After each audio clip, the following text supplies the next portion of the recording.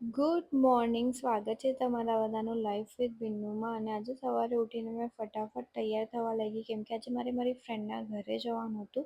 તો તૈયાર થઈએ, ચા નાસ્તો કરીએ અને ફટાફટ નીકળી જઈએ.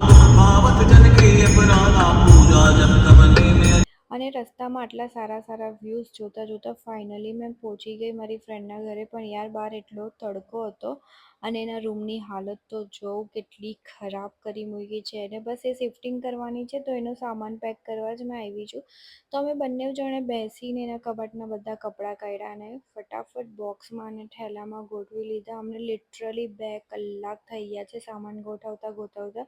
તો અમને લોકોને એટલી ભૂખ લાગી એટલે અમે લોકોએ ઓર્ડર કરીને સેન્ડવિચ મંગાવી અને શાંતિથી વાત કરતાં કરતાં સેન્ડવિચ ખાધી. અને મારે એક બીજી બ્રાન્ડનું કન્ટેન્ટ બનાવવાનું હતું, તો બસ અમે લોકોએ રીલ્સ બનાવી, ટાઈમપાસ કર્યો અને આરામ કરીને પાછા પોતાના કામ પર લાગી ગયા.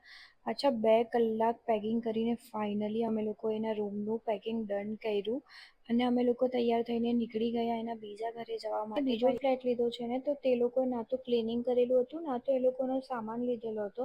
તો આજે તો એનું શિફ્ટિંગ પૂરું નથી થવાનું, એટલે અમે લોકો પાછા સામાન લઈને એના બીજા ઘરે ચાલ્યા ગયા અને હું નીકળી ગઈ મારા ઘરે જવા માટે, કેમ કે યાર મેં એટલી થાકી ગઈ હતી. તો આજ માટે બસ આટલું. મારી કાલે નવા બ્લોગ સાથે, એના માટે મને ફોલો જરૂરથી કરી લેજો. બાય.